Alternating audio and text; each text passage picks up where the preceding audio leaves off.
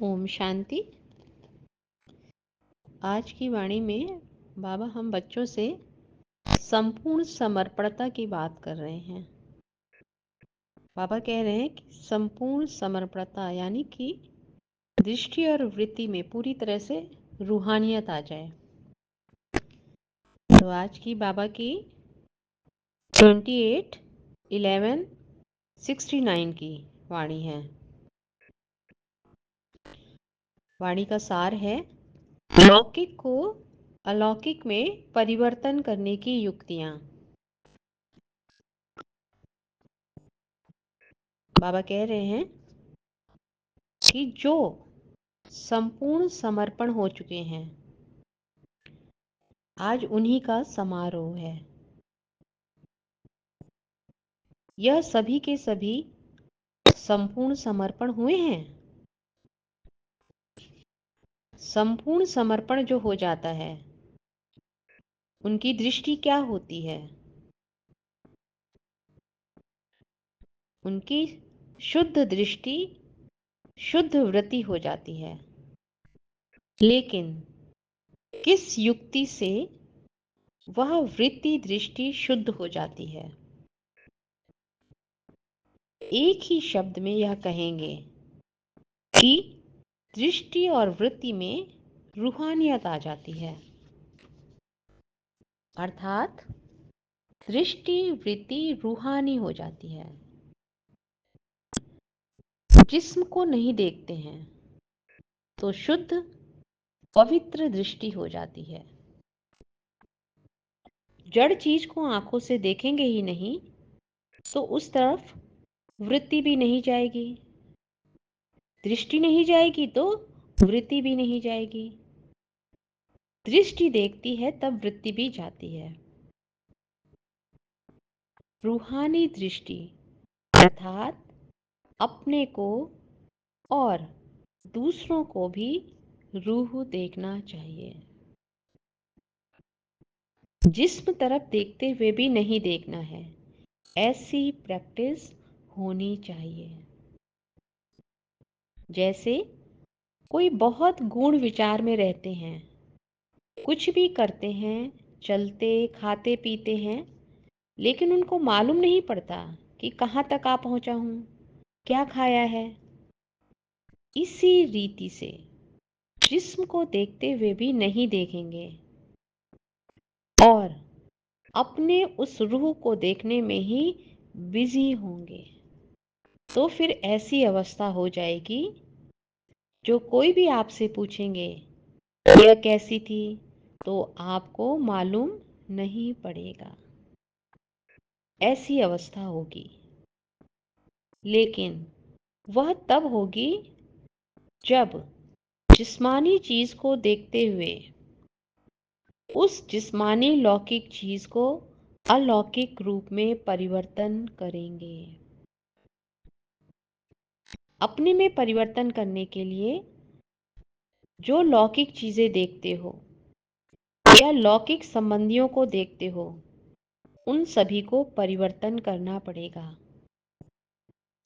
लौकिक में अलौकिकता की स्मृति रखेंगे। भल लौकिक संबंधियों को देखते हो, लेकिन यह समझो कि अब हमारी यह भी ब्रह्मा बाप के बच्चे पिछली बिरादरी हैं। ब्रह्मा वंश तो है ना, क्योंकि ब्रह्मा दी क्रिएटर है।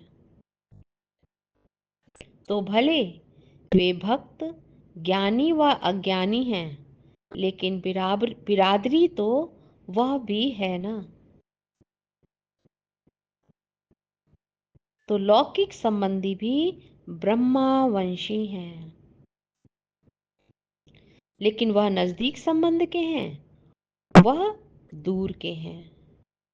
इसी रीति कोई भी लौकिक चीज देखते हो, दफ्तर में काम करते हो, बिजनेस करते हो, खाना खाते हो, देखते हो, बोलते हो, लेकिन एक एक लौकिक बात में अलौकिकता हो। इस शरीर के कार्य के लिए चल रहे हो तो साथ साथ समझो इन शारीरिक पाँव द्वारा लौकिक कार्य तरफ जा रहा हूँ, लेकिन बुद्धि द्वारा अपने अलौकिक देश कल्याण के कार्य के लिए जा रहा हूँ। पाँव यहाँ चल रहे हैं, लेकिन बुद्धि याद की यात्रा में। शरीर को भोजन दे रहे हैं, लेकिन आत्मा को फिर याद का भोजन देते जाएं। यह याद भी आत्मा का भोजन है। जिस समय शरीर को भोजन देते हो, ऐसे ही शरीर के साथ में आत्मा को भी शक्ति का, याद का बल देना है। अपने को परिवर्तन में लाने के लिए क्या करना पड़ेगा? हर चीज को लौकिक से अलौकिकता में परिवर्तन करना है, जिससे लोगों को मालूम हो कि यह कोई विशेष अलौकिक आत्मा है। लौकिक में रहते हुए भी हम लोगों से न्यारे हैं।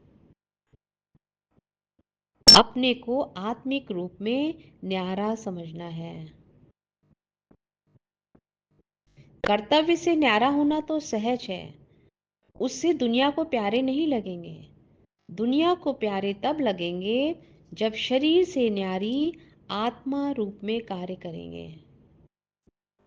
तो सिर्फ दुनिया की बातों से ही न्यारा नहीं बनना है, पहले तो अपने शरीर से न्यारा बनना है।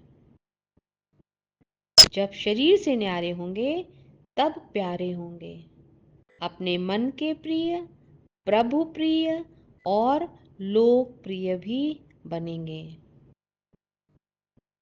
अभी लोगों को क्यों नहीं प्रिय लगते हैं? क्योंकि अपने शरीर से न्यारे नहीं हुए हैं। सिर्फ देह के संबंधियों से न्यारे होने की कोशिश करते हो तो वह उल्हने देते हैं। खुद को क्या चेंज किया है? पहले देह के भान से न्यारे नहीं हुए हैं, तब तो उल्हाना मिलता है। पहले देह से न्यारे होंगे तो उल्हने नहीं मिलेंगे और ही लोकप्रिय बन जाएंगे। अच्छा, ओम शांति।